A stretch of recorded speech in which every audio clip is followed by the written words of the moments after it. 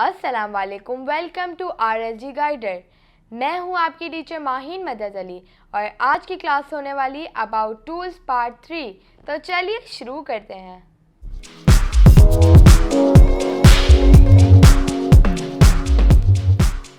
तो आज की क्लास में मज़ीद 3 टूल्स के बारे में डिस्कस करेंगे, slip tool, slide tool and razor tool.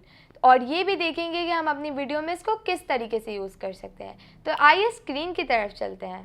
तो जैसे कि मैंने आपको अपनी लास्ट क्लास में अपनी एक शॉर्ट वीडियो एडिट करके बताई थी, ripple edit tool, rolling edit tool and rate stretch tool की हेल्प से।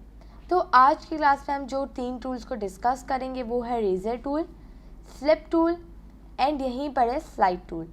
तो सबसे पहले हम डिस्कस करते हैं रेजर टूल क्या होता है।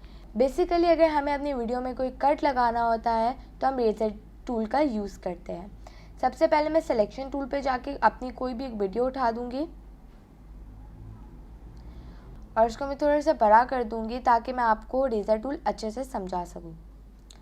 तो अब अगर हम चाहते हैं कि हमारी जो वीडियो है, ठीक है, ये देखिए ये मेरी वीडियो है,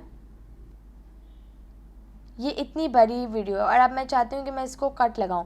तो यहाँ पर जहाँ से हमें कट लगाना है वहाँ हम रेजर टूल को सेलेक्ट करेंगे। हम जहाँ इसको क्लिक करेंगे वहाँ पर ये कट लग जाएगा और फिर हम चाहे हमें जो पार्ट को डिलीट करना है हम उस पार्ट को डिलीट भी कर सकते हैं इस तरीके से। अब मैं अंडू कर रही हूँ और अब यहाँ पर अगर हम चाहते हैं कि हमारी 2 से 3 ट्रैक्स है अगर, तो हम क्या करेंगे। अब मैं सिलेक्शन टूल की हेल्प से इस वीडियो को इसके ऊपर ले आती हूँ ताकि आपको पता चल सके कि हम मल्टीपल ट्रैक्स पे किस तरीके से रेजर टूल को यूज़ कर सकते हैं। तो सिंपली ये यहाँ पर आ गया और अब हम कैसे मल्टीपल ट्रैक्स पे कट लगाएंगे। तो यहाँ पर हम रेजर टूल को क्लिक करेंगे और जब अपनी टाइमलाइन पे आएंगे और जब शिफ्ट प्रेस करेंगे तो आप देखेंगे यहाँ पर 2 रेजर टूल ओपन हो जाएंगे, 2 रेजर के आइकन्स आ रहे होंगे और ये लाइन भी थोड़ी बड़ी हो जाएगी। अब हम जहाँ भी इसको जब क्लिक करेंगे ना तो ये पूरे मल्टीपल ट्रैक्स पे कट लग जाएगा। तो अब मैं आपको समझाऊंगी slip tool and slide tool. सबसे पहले मैं अपनी ऑडियो जो है वो उसके यहाँ पे डिलीट कर देती हूँ और जो है अपनी टाइमलाइन से कुछ वीडियोस को सेलेक्ट करके इसको यहाँ पर अलग ले आती हूँ ताकि मैं आपको दिखा सकूँ कि इन 2 टूल्स का जो है वो काम क्या होता है। ठीक है, अब यहाँ पर जब हम आते हैं तो हमारे पास आता है एक टूल स्लिप और एक आता है स्लाइड टूल। जब हम स्लिप टूल पे क्लिक करेंगे तो हमारे पास कुछ यूँ कर्सर शो हो जाएगा। यहाँ पर आप एक क्लिप को जो है वो सेलेक्ट करेंगे तो आपको चारों थंबनेल जो है वो शो हो रही होगी और फिर आप इसको जो है वो अपने हिसाब से सेट करेंगे। देखिए स्लिप टूल आपकी वीडियो को जो है वो स्लिप कर देता है, मतलब आपकी वीडियो में से वो अंदर से जो है वो चीज़ें निकालता है। अब यहाँ पर आप देख सकते हैं जब मैं इसको आगे की तरफ कर रही हूँ तो ये चारों थंबनेल शो हो रही है कि कितने सेकंड्स तक होगा और जब मैं इसको पीछे कर रही हूँ तो ये कितना शो होगा।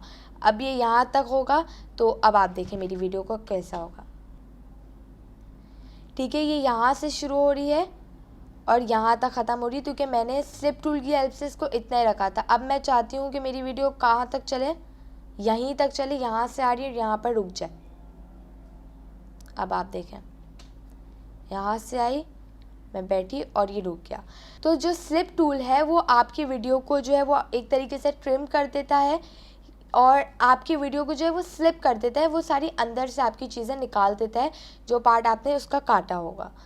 और एक और चीज़, जब आप स्लिप टूल यूज़ कर रहे हो तो ये याद रखना कि अगर आपकी वीडियो में डेटा नहीं है तो फिर स्लिप टूल कुछ काम नहीं कर सकता। अगर मैं आपको अपनी वीडियो दिखाऊं तो इसके अंदर अच्छा खासा जो है वो डेटा था जिसको मैंने चूज़ करा था यूज़ करने के लिए। तो हमने अब तक slip tool and razor tool समझा। अब मैं आपको समझाती हूँ कि स्लाइड टूल का काम क्या होता है। मैं यही 3 वीडियोस को चूज़ करूँगी।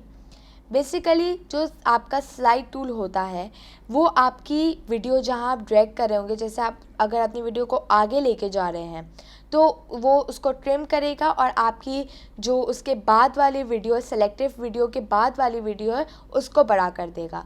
ठीक है, अब जैसे मैं आपको करके दिखाती हूँ, अगर मैं इसको आगे मूव करूँगी तो आप थंबनेल पे देख सकते हैं और नीचे भी देख सकते हैं कि आपकी जो पहली वीडियो थी वो ट्रिम हो रही है और आपकी जो आखिरी वीडियो है वो बढ़ रही है, उसके अंदर से वो डेटा निकाल रहा है इस तरीके से।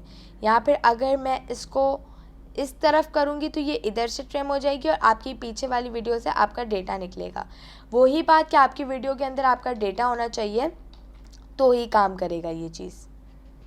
तो आई होप आपको आज की क्लास में जो मैंने 3 टूल्स बताए हैं वो आपको याद रहेंगे, आपको समझ भी आ गए होंगे, और जब आप इस पर प्रैक्टिस करेंगे तो आपको और भी ज़्यादा क्लियर हो जाएगा इसको हम किस तरीके से यूज़ कर सकते हैं। तो अगर आपको आज की मेरी वीडियो पसंद आई तो मेरी वीडियो को लाइक करें, मेरे चैनल को सब्सक्राइब करें और पास में बेल आइकन को प्रेस करें ताकि मेरी आने वाली वीडियो की अपडेट आपको सबसे पहले मिले। तो मिलते हैं नेक्स्ट वीडियो में, तब तक के लिए टेक केयर एंड अल्लाह हाफिज़।